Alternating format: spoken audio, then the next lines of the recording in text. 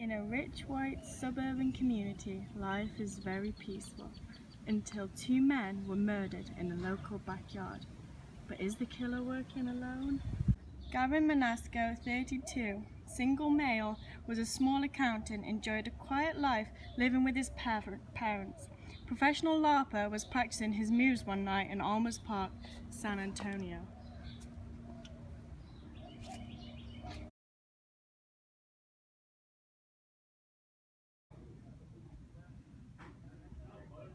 Hello, Mr. Resendez, if that is your real name. Oh, it is you. Where were you on the night of March 6th? None of your business. Okay. Do you know a Miss Mary? Mary Hadda? You know, before we get to that, let's talk about this. Are you a professional LARPer? That may or may not be by profession. Because we have recordings of you LARPing with a former deceased member of your team. Could have been done by robots. Do you know a Mary? Mary Hadda? Mary had a what? Mary had a little lamb.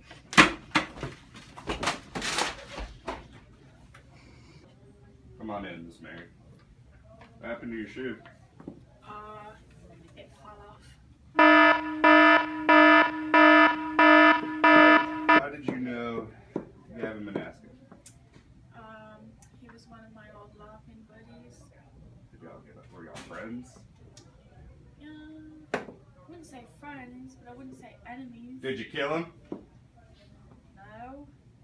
Alright, you're good to go.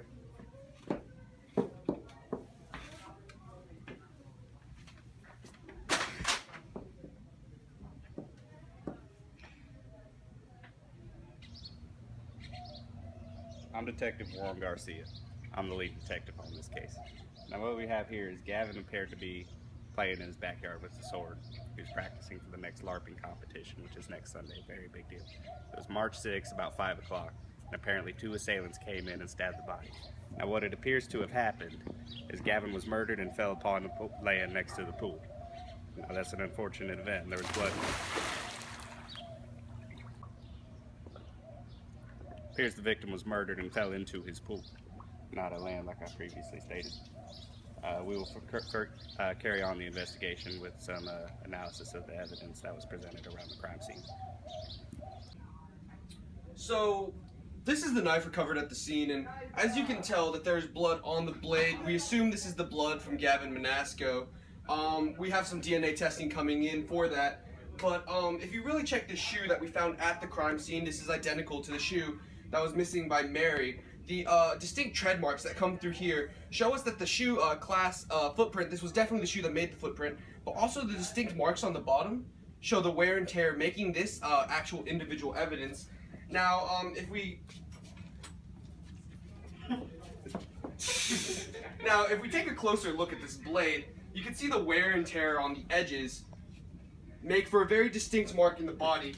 So during the autopsy, we'll be able to figure out if the blade was actually puncturing Gavin Manasco.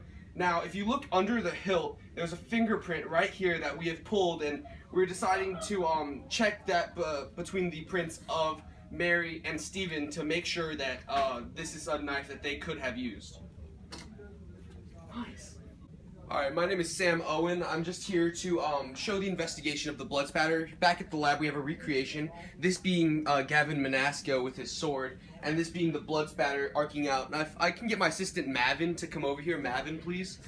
Okay, so I'm a bit shorter than the assailant's assumed height, so I'm going to hold my arm a little bit higher. Now, Gavin was stabbed in the back multiple times, causing him to fall. Alright, go ahead and lay down, Mavin. Okay. Now, at this point, we assume that there's another assailant because of the different impact wounds and the strength of the wounds. So, if I come down here and stab him like this, that would create the blood pattern we see here arcing out to the side. Now, he was hit in the neck, a major artery sprouting way back here, and that would assume that he was laying down while it happened because the angle of impact is so narrow. Now, when he was hit, the blood spattered everywhere, but we can assume that the killer is a little bit taller than me and another killer who happens to be about the same height as me, probably female, based on the amount of strength applied in the knife cut. That is all, Mavin. You may stand up. Go. Alright, Mr. Resendez.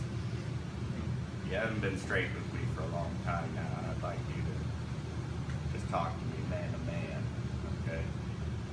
I want you to tell me where you were on that fateful night that Gavin was lost. I was at HEB. I was buying a new knife. Actually, Why were you buying a new knife? because I had lost my other one. You lost your other one. Yeah. You want to tell me how you did that? I just was walking in the park and it was gone. You know, just lost it. Did you have a problem with Gavin Manasco? No, You didn't have a feud in any way? not at all. So you're saying you did not take his life on March 6th at around 5 o'clock? No, not 5 o'clock March. I didn't take his life, sir. What I have here is evidence to place you at the scene of the crime. Okay. This is preposterous. This is inconceivable. Inconceivable, I tell you. I want you to confess, Stephen. You will face time, but if you confess now, you might have a little bit of life left in you outside the jail. No. I refuse. I know you were there, and I know your buddy was there too. Got no buddy. Now you tell me what happened. You tell me where he is. You tell me right now. I will shoot you. Did you kill him? Did you kill him that night? Did you do it? Initial here. Initial here. Name here.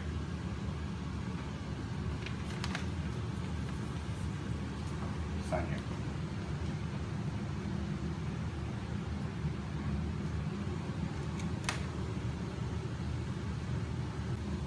Miss Mary, where were you on March 6th between 4 and 6 o'clock?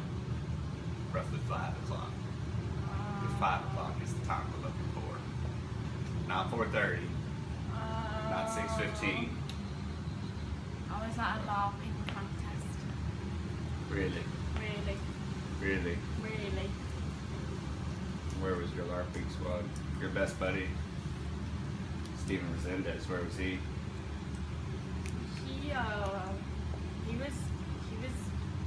He was coming with me. He was with you. Yeah. At your LARPing competition with Gavin Manasco, who was murdered violently in his backyard. Yeah. Did you have a problem with Gavin at all? He was really annoying, but That's about it. He was just an annoying person. Is that why you killed him? I didn't kill him. Listen to me, homegirl. Okay? The best way that you're gonna help yourself here is to be honest with me. I am being honest. You need to be honest with me because you will do time for sure. We have evidence of you. That places you at the scene. No, it's not. Oh, what's that shooter you were? 4. A 4. We found a shoe at the crime scene that had fallen off one of the killers. Is that your shoe? Let's go ahead and see if the shoe fits.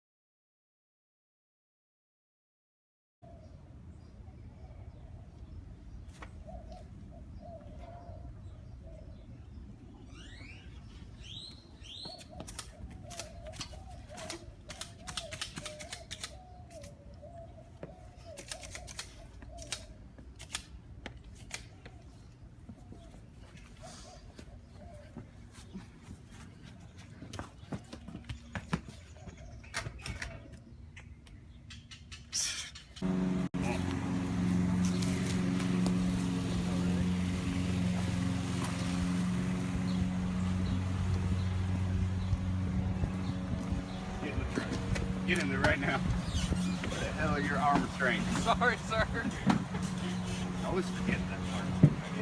Hey, that's on my coat. And the drug. Guess I gotta close it.